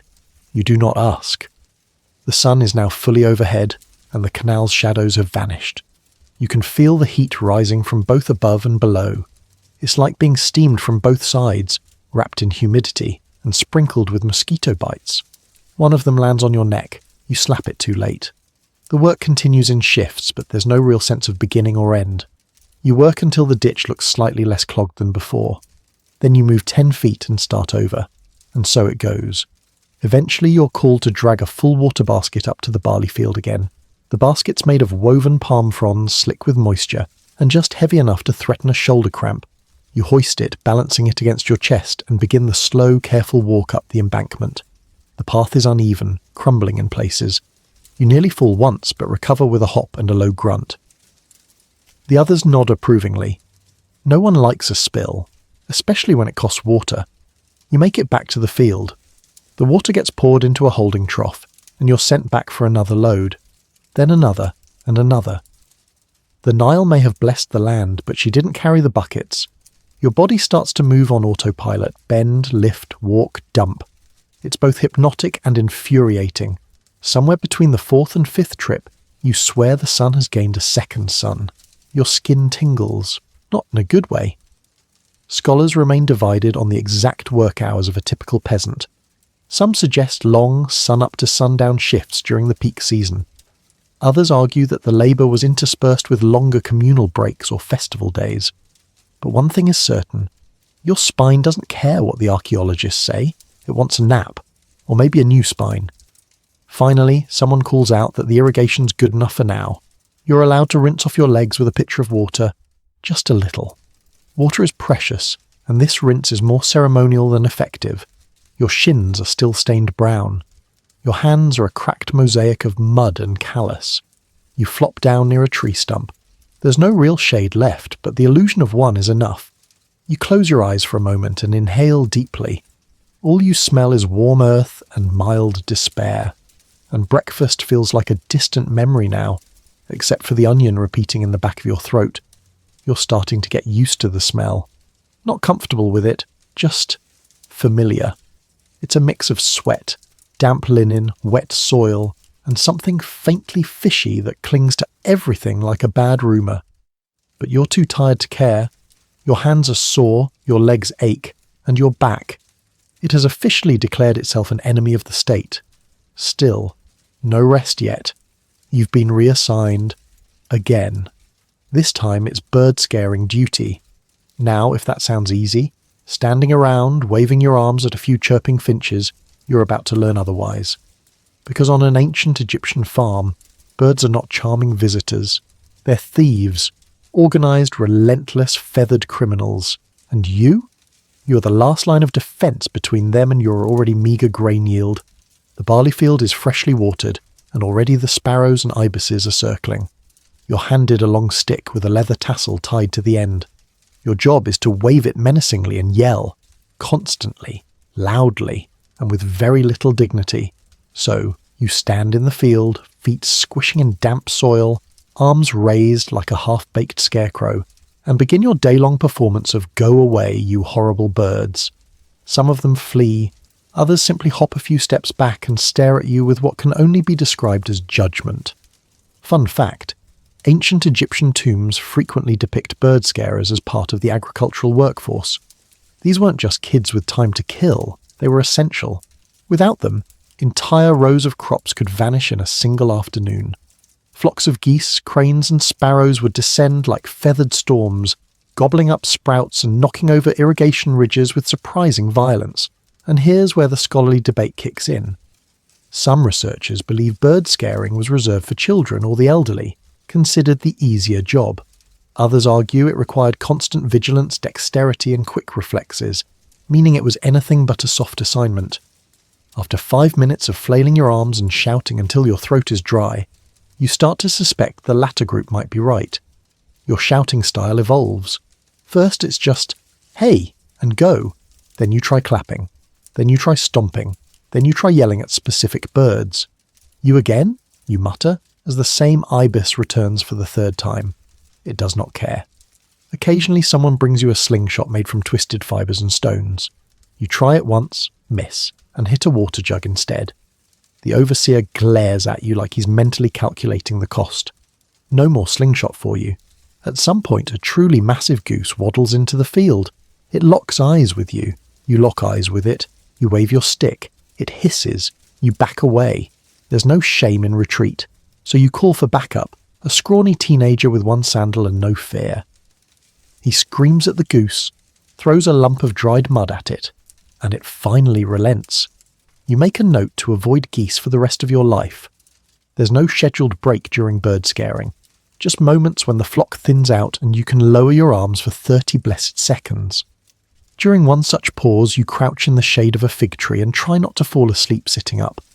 A little girl wanders by carrying a pot on her head and offers you a fig. It's squishy, sun-warmed and sweet. You chew it slowly, savouring the rare moment of pleasant flavour. For a brief, blissful instant, you forget you're covered in dust and bird droppings. Then a chorus of squawks erupts again, and the flock returns with friends, back to work. You run at them, yelling louder than before. Your voice is cracking, your arms feel like wet rope. But the thought of losing another patch of barley pushes you forward. Also, the overseer is watching again. Always. A few of the other farmers laugh from a distance. One mimics your wild, flailing motions behind your back. You pretend not to notice. You'll get your revenge at the next shared water break, maybe by accidentally stepping on their loaf of bread. As the sun climbs higher, the birds grow bolder. Some of them don't even fly away anymore. They just hop along the irrigation ridges, pecking and ignoring your increasingly desperate gestures. It's almost personal now. You try singing again, louder this time. A chant you heard earlier that morning. It works for a minute. Then one of the birds mimics the tone back at you, which feels deeply disrespectful. Here's your quirky historical tidbit of the hour. Some farmers used claybird rattles to scare flocks away, creating a sound that's part maraca, part angry ghost. You wish you had one now. Instead, you settle for clapping two sticks together like a budget percussionist. By midday, your voice is hoarse, your arms ache, and you've started to develop a truly impressive sunburn across the back of your neck. Your linen head wrap helps, slightly, but it's already soaked with sweat. A priest walks by on the way to the nearby temple, nodding politely. You nod back, trying not to look like a complete mess. He's probably never yelled at a goose in his life. You pause for a sip of water and stare out at the field. It looks mostly intact. A few pecked leaves here and there, but no major losses. You've done your job, barely. The birds circle lazily above now, waiting for the next inattentive moment. And tomorrow, you'll do it all again. For now, though, you're being waved over by the same scowling overseer. Time for your next assignment. You sigh, flex your sore fingers, and toss the bird-scaring stick aside like the useless feather magnet it turned out to be. Just as you turn to leave, one bold sparrow swoops down and lands on the very spot you just defended for hours. It pecks once at the ground, stares at you, and flies away. Figures. You trudge away from the barley field, arms tingling from hours of flailing, your throat dry and scratchy from shouting at birds that refuse to be impressed. You've developed a deep respect for scarecrows and a deeper grudge against ibises. But your next assignment is less about waving and more about wading. You're headed back toward the Nile's edge. This time, it's to inspect the embankments, those fragile strips of earth that keep the water where it belongs, or at least where you hope it belongs. The banks are soft underfoot, crumbling in places, riddled with reed clusters and the occasional muddy footprint of something with claws. You're given a long wooden staff to test the firmness of the soil, to prod for weak spots. It's part maintenance, part defence, and entirely stressful. As you walk along the edge, the river moves slow and lazy beside you, sparkling in the sun like it doesn't have a care in the world. But you know better. You know the Nile is not your friend. It's a wild, unpredictable force that gives you life but demands strict terms in return. Here's a mainstream historical truth. Ancient Egyptians relied almost entirely on the Nile's annual flood to fertilize and water their fields. It was a divine gift. So divine, in fact, they had a god for it, Hapi, whose statues often depicted him as a plump, happy figure symbolizing abundance. But too much flooding, disaster. Too little, famine. So you prod the earth carefully, every squish underfoot a potential warning sign. You dig a few drainage grooves with a hand shovel, reinforcing the edge with woven reed bundles. It's tedious, quiet work, but also kind of peaceful, until you find tracks, not human, not even dog. They're long, narrow, and trailed by a distinctive tail mark. Crocodile. Your whole body stiffens. You scan the river's surface. Nothing. Still, you keep a tight grip on your staff. Now, crocodile sightings aren't unusual this close to the Nile. In fact, they're kind of part of the deal. You work here, you sign the invisible contract that says, occasionally flee for your life. But that doesn't mean you're happy about it. Here's a weird but true fact. In some regions of ancient Egypt, crocodiles were not just tolerated, they were worshipped. The god Sobek, often shown with the head of a crocodile, represented both fertility and military strength. There were even temples with pools where tame crocodiles were kept and fed offerings, presumably by people with more courage than you. You don't feel particularly reverent as you cautiously walk backward, still scanning the water's edge. No movement, no hissing, no ambush, just reeds, silence, and the too steady pulse in your ears. Experts still debate whether these crocodile encounters were rare or routine. Some accounts suggest that farmers knew how to share the water. Others believe that small-scale attacks were common but simply unrecorded because, well, who had time to write things down when your leg was being chewed? You move inland slightly, just enough to avoid becoming a sacrifice to river ecology. A few of your fellow workers join you, chatting quietly about recent sightings. One claims to have thrown a rock at a crocodile last week. Another says his cousin lost a goat to one 2 moons ago. You nod, smile, and decide not to bring your lunch too close to the water anymore. Lunch. You're called to the meal area, a shaded spot between 2 trees, marked by a few sitting stones and the communal food baskets. Once again, it's bread, onions, and that beige-yellow beer that tastes like it was brewed in someone's armpit. You chew slowly, grateful anyway. This time, the bread's not quite as hard. You can actually bite through it without feeling like you're challenging your jaw to a duel. And the beer is slightly less chunky. Progress. As you eat, someone passes around a small clay pot of something resembling soft cheese. It smells sour, but compared to everything else, it's a luxury. You dip your bread into it and chew thoughtfully. Tangy, strange, probably unpasteurized. But you pretend it's gourmet. One of the elders tells a story about the divine cow that once walked into the Nile and came out completely clean. A myth clearly meant to explain either miracles or how people used to avoid baths. You chuckle, even though the sun has made you too tired to laugh properly. Your linen tunic is stiff now, crusted with dried sweat and dust. You long for a bath, but that won't happen until the end of the day, if then. As you finish the meal, a few bees circle the cheese pot. You swat them gently away, not wanting to cause a scene.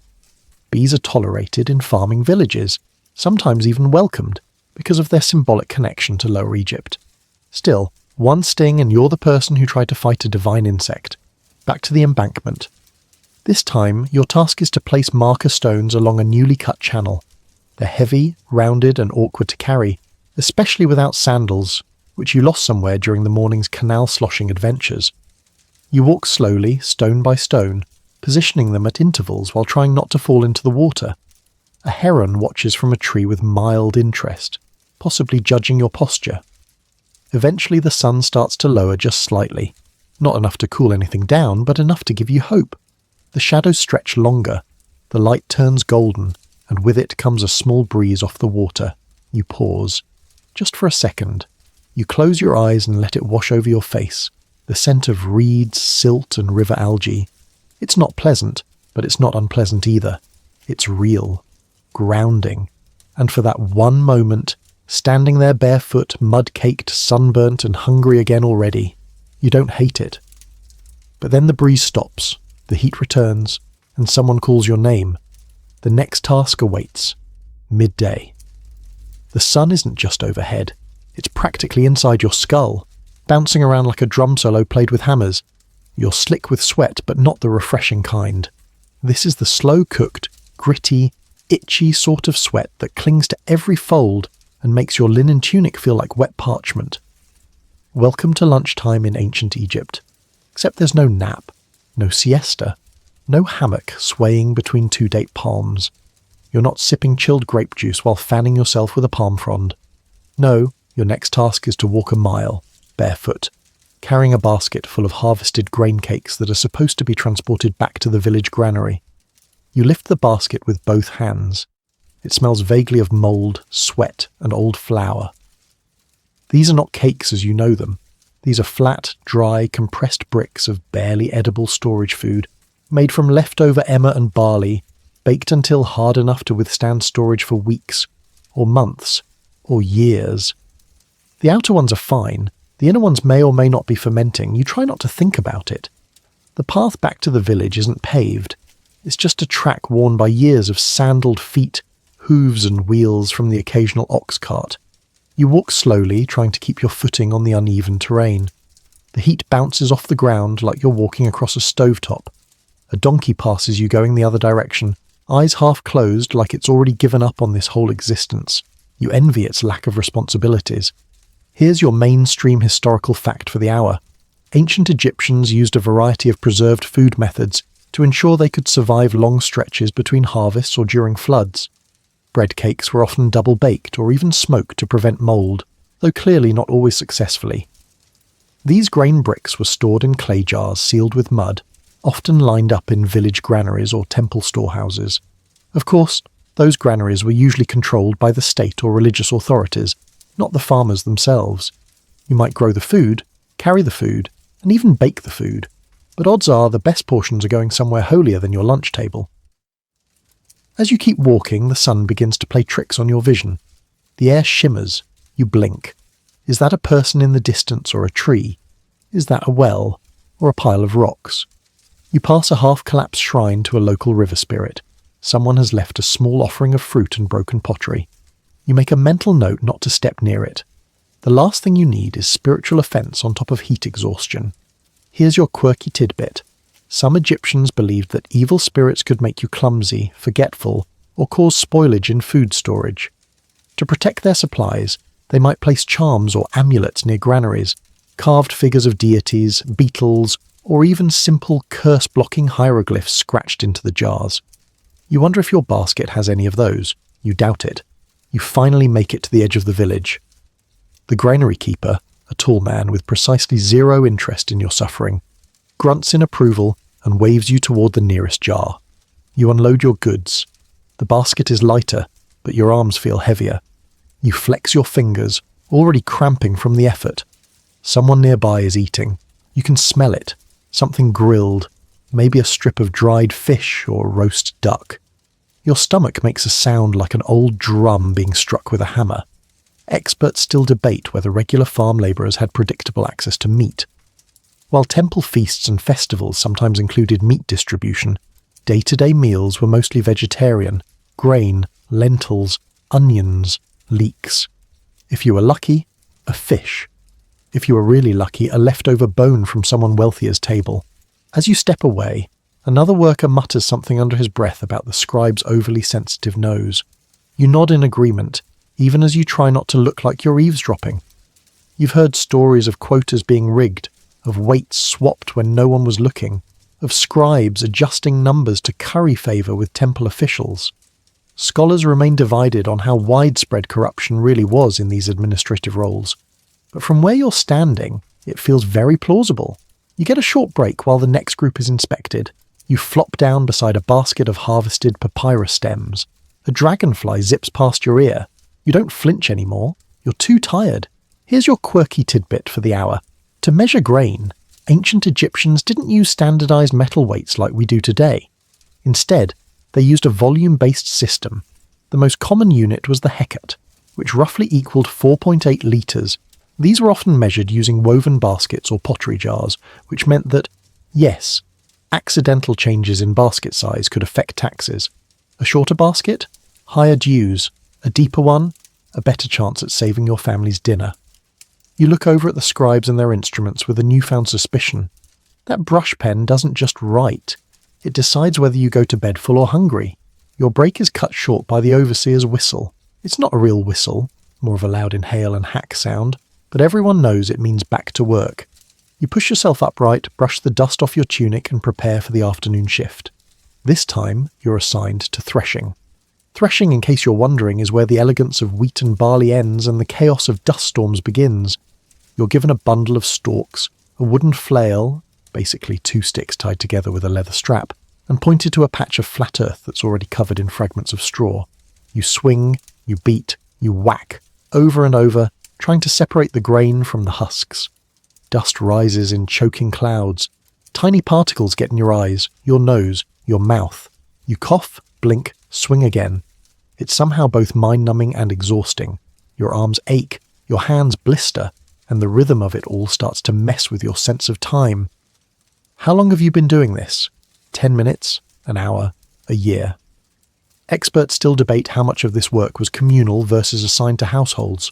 Some believe threshing was done collectively in rotation. Others think it was a family responsibility based on land use. Either way, everyone agrees it was grueling. At one point, someone cracks a joke that makes no sense but still gets a laugh, simply because any sound other than thwack, thwack, thwack is welcome. You laugh too. You're delirious enough to find your own sweat patterns interesting. After what feels like an eternity, the overseer nods. Threshing is done.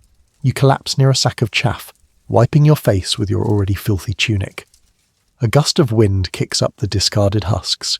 You inhale one and spend the next minute coughing while someone pats your back with the enthusiasm of a bored donkey.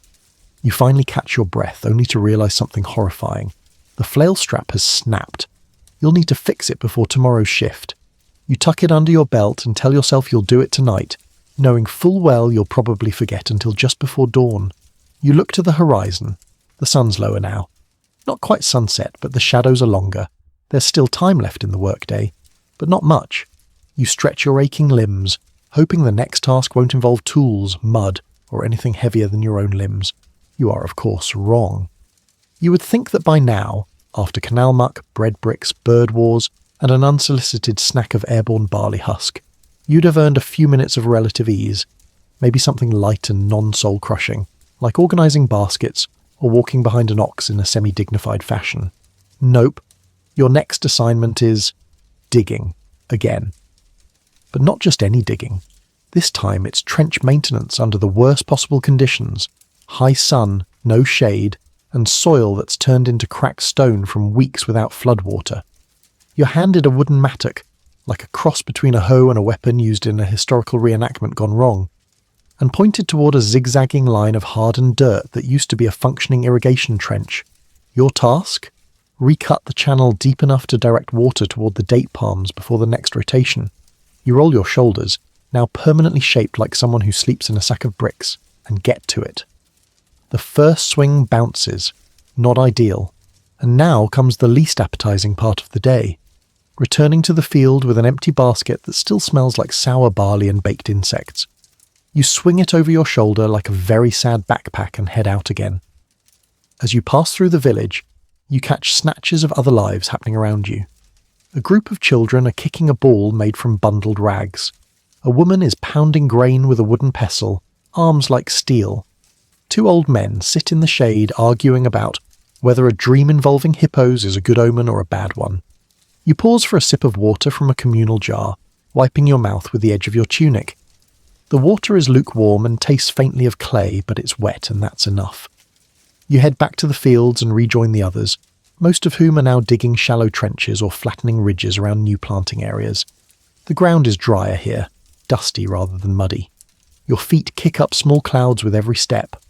One of the younger farmers jokes that your face looks like a cooked fig. You counter by asking if his arms have always been that scrawny, or if farming made them that way. You both laugh, not because it's that funny, but because shared misery needs humour like bread needs yeast. Soon you're handed a short wooden rake and told to smooth out the furrows left by another labourer's clumsily dug trench. You crouch down and begin scraping. The rake bumps over rocks, clinks against buried pottery shards, and occasionally reveals the gleam of a beetle wing. You flick it aside. It's repetitive, hot work, but there's a rhythm to it. Scrape, drag, smooth, move forward, repeat. You start to hum again, something about the same pace, same motion, same dusty smell. It all starts to feel a little like hypnosis, a gritty, sweaty, deeply exhausting kind of hypnosis.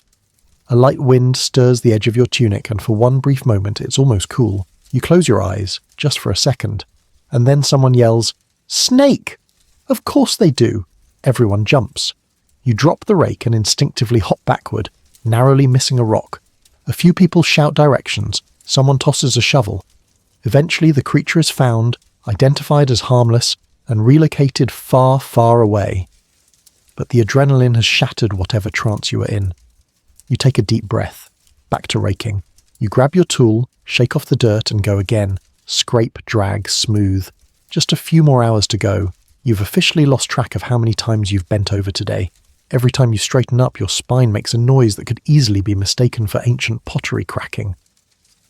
But there's no time to savour the sensation of standing upright.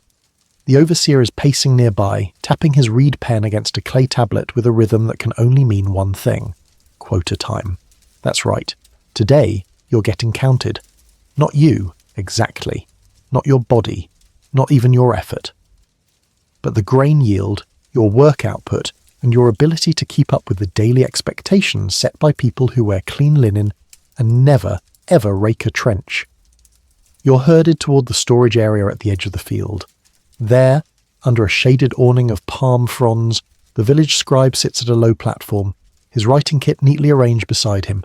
A palette with 2 ink cakes, one red, one black, brush pens made from reeds, and a stack of fresh papyrus rolls that smell like wet cardboard and goat. He doesn't look up as you arrive. He's already scribbling something with great purpose, pausing only to blow gently on the drying ink. Then, finally, he raises his eyes and gives you a look that says, "Please don't waste my time." You're weighed, measured, questioned. Your share of the morning harvest is inspected for quality. Are the grains intact? Are there signs of mould? Did you dare bring in a portion that looks even slightly underfilled? Here's your mainstream historical fact. Ancient Egyptian scribes were among the most respected members of society, second only to priests in terms of prestige. Their job was crucial, not just recording tax records and temple donations, but monitoring food production, labour outputs, and property ownership. In a mostly illiterate society, these men were the data analysts, HR department, and IRS all rolled into one. You watch him mark something beside your name, or maybe your village's collective tally. You can't read it, of course. Very few farmers could. The best you can do is try not to get on his bad side. There's a faint scribble, then a pause. He leans in, sniffs the grain pile you just delivered, and frowns. You freeze. For a moment you expect a tongue lashing or worse, a deduction in your already meagre share. Instead, he sighs, rolls his eyes, and waves you off with a bored flick of the hand. You're safe, for now. Hey guys, tonight we begin with the story of what might be the single least relaxing escape to the countryside imaginable. You've traded your sneakers for sandals, your morning espresso for, well, something that smells faintly of goat, and your soft mattress for a floor made of baked mud. Welcome to a long, dusty, mosquito-heavy morning on an ancient Egyptian farm. The sun isn't up yet, but you are. You're already awake, lying flat on your back on a reed mat so thin it may as well be a rumour. Your neck rests awkwardly on a curved stone headrest. Around you, 12 other bodies, relatives, neighbours, or maybe just temporary labourers, groan softly in unison. The smell? Equal parts sweat, grain husk, and that sour tang of last night's onion stew. Congratulations, your day has officially begun. So, before you get comfortable, take a moment to like the video and subscribe, but only if you genuinely enjoy what I do here. And if you're joining from somewhere far away, leave a comment and let me know where you're watching from and what time it is where you are. It's always cool to see the bedtime history crew around the world. Now, dim the lights, maybe turn on a fan for that soft background hum, and let's ease into tonight's journey together. The first sensation that greets you isn't sound, it's sand. A dry gust finds its way through the slatted wooden shutters, bringing a fine, gritty kiss of the desert directly into your eyes, nostrils, and even, somehow, your teeth. You sit up and rub your face with the side of your palm, which only grinds the grains deeper. It's going to be a long one. The others rise too, some silently, some with exaggerated sighs. There's no time for small talk or stretching. You tug on your linen kilt, tie a worn strip of cloth around your head to keep the sun off your ears, and step outside onto packed dirt already warming beneath your feet. The air smells faintly of river reeds and smoke from the cooking hearth. The Nile glints just beyond the nearest fields, calm and silent for now, as if mocking your early morning effort. A pair of ibis birds flap past, screeching like broken wind instruments. You're not alone in your pain. Across the clustered mud brick houses of your village, other figures stumble out into the dusty light. Some are already hauling tools, sickles, baskets, wooden shovels. A few children run barefoot, giggling, too young to dread what the day holds. You envy them slightly. Now here's a fun fact to chew on while you try not to trip over a sleeping goat. Most Egyptian farmers were not the owners of the land they worked. The state, temples, or wealthy officials owned the vast majority of arable fields, and peasants like you were essentially labouring tenants. You didn't choose this lifestyle, you were born into it, like someone waking up to find themselves already mid-marathon, with sandals 2 sizes too big. And here's the kicker. It's not even harvest season yet. That's the brutal stretch. This is preparation. Today is all about checking the canals, clearing debris from the irrigation channels, and maybe, if you're lucky, tending to the flax field that still smells suspiciously like cow urine. Speaking of irrigation, scholars still debate exactly how much individual farmers participated in managing the extensive canal systems. Some suggest that labour crews rotated among households, while others argue it was more rigidly assigned by temple or regional authority. Either way, you're not escaping this. The overseer strolls into view just as you're tightening the strap of your shoulder sling water jar. He's wearing crisp linen, somehow spotless, and his reed pen sticks out from behind one ear like a threat. He doesn't say anything. He just points with the long stick he carries, and you know what that means. You're on ditch duty. So off you go, trudging toward the narrow channel that carries Nile water toward the barley plots. It's half choked with weeds and silt. You'll be waist-deep in muck before the sun's high enough to dry your sandals. A frog leaps across your path, briefly startling you. Not that you're afraid of frogs. It's the cobras you worry about, especially when your job involves rooting around in tall, damp grasses. One of your companions mutters a half-hearted prayer to Happy, the god of the Nile. Maybe it helps, maybe it doesn't, but you mumble your own version just in case. You'd prefer not to meet any sacred crocodiles today. And here's something to make you feel better. Sort of ancient Egyptian religious texts often praise the nobility of farm labour.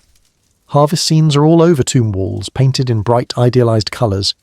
They show happy workers gathering grain, laughing, even singing.